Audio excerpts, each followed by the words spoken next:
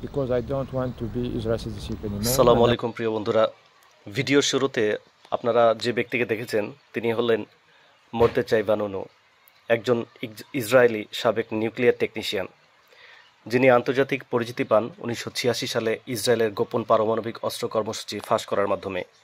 জন্ম 1954 সালে মরক্কোতে।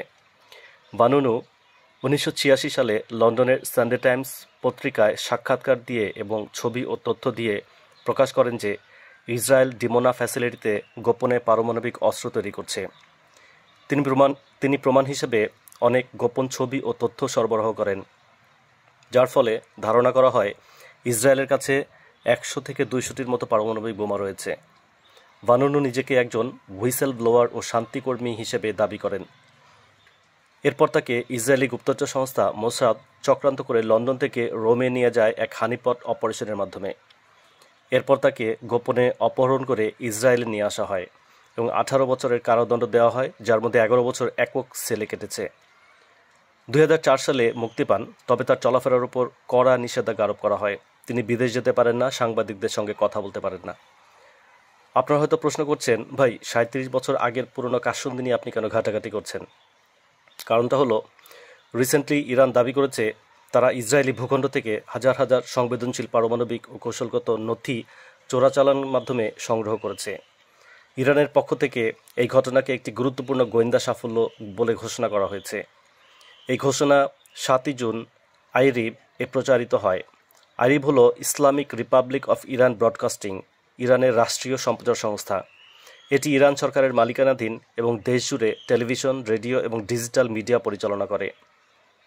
হাকিরিয়া হলো ইসরায়েলের সামরিক ও নিরাপত্তা সদর দপ্তরের প্রাণকেন্দ্র, যা তেল আবিবের কেন্দ্রস্থলে অবস্থিত। একে ইসরায়েলের গ্রিন জোন বা সবচেয়ে সুরক্ষিত এলাকা বলে উল্লেখ করা হয়।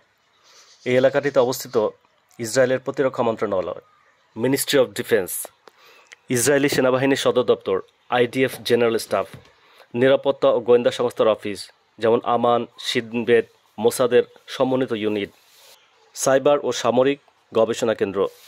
এটি ইসরায়েলের সামরিক সিদ্ধান্ত গ্রহণ ও কৌশল নির্ধারণের মূল কেন্দ্র। এই অঞ্চলকে নিশানা করা বা এতে অনুপ্রবেশ করা মানে হচ্ছে ইসরায়েলের জাতীয় নিরাপত্তা কাঠামোর গভীরে প্রবেশ করা। এটি ইসরায়েলের সামরিক সিদ্ধান্ত গ্রহণ ও কৌশল নির্ধারণের মূল কেন্দ্র। এই অঞ্চলকে নিশানা করা বা এতে অনুপ্রবেশ করা মানে হচ্ছে ইসরায়েলের জাতীয় নিরাপত্তা কাঠামোর গভীরে প্রবেশ করা। ইরান যদি এখান থেকে গোপন নথি সংগ্রহ করে থাকে, তবে তা হবে ইসরায়েলি গোয়েন্দা ইতিহাসে একটি বড় ব্যর্থতা। ইরানি মিডিয়া দাবি করেছে তাদের গোয়েন্দারা হাকিরিয়ার সার্ভার এবং অফিস থেকে গোপন পারমাণবিক ও কৌশলগত নথি সংগ্রহ করেছে। এই দাবি সত্য হলে তা ইসরায়েলের নিরাপত্তা ব্যবস্থার এক গভীর দুর্বলতা প্রকাশ করে, যা এমন এক সময় এসছে যখন 2 জন ইসরায়েলি নাগরিককে ইরানের হয়ে গুপ্তচর বৃত্তির অভিযোগে গ্রেফতার করা হয়েছে। তেহরান বলছে এই নথিগুলো গ্রেফতারের আগেই সংগ্রহ করা হয়, তবে এ দাবির পক্ষে এখনও কোনো প্রমাণ উপস্থাপন করা হয়নি এবং বিশেষজ্ঞরা এর সত্যতা নিয়ে সন্দিহান।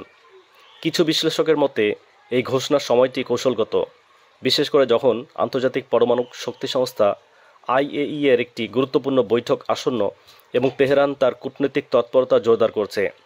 ধারণা করা হচ্ছে এই পদক্ষেপ ইরানের নিজস্ব পারমাণবিক কার্যক্রম নিয়ে আন্তর্জাতিক চাপ হ্রাস করার একটি প্রচেষ্টা, যার মাধ্যমে দৃষ্টি ঘোরানো হচ্ছে ইসরায়েলের গোপন অস্ত্রাগারে। ইসরায়েল এখনও এই বিষয়ে কোনো মন্তব্য করেনি। যদি এই অভিযান সত্য হয়, তবে এটি হতে পারে ইসরায়েলি গোয়েন্দা ইতিহাসের সবচেয়ে বড় ব্যর্থতা। মর্দেচাই ভানুনুর কাণ্ডকেও ছাড়িয়ে যায়। চলমান ঘটনাবলী মধ্যপ্রাচ্যের শক্তির ভারসাম্যকে নতুনভাবে রূপ দিতে পারে। বন্ধুরা, আজকের মতো এখানেই বিদায় নিচ্ছি, আপনাদের কাছে কিছু প্রশ্ন করে। আশা করি কমেন্ট বক্সে রিপ্লাই করে উত্তর দেবেন। সাইবার যুদ্ধ আধুনিক গোয়েন্দা যুদ্ধকে কিভাবে পরিবর্তন করছে?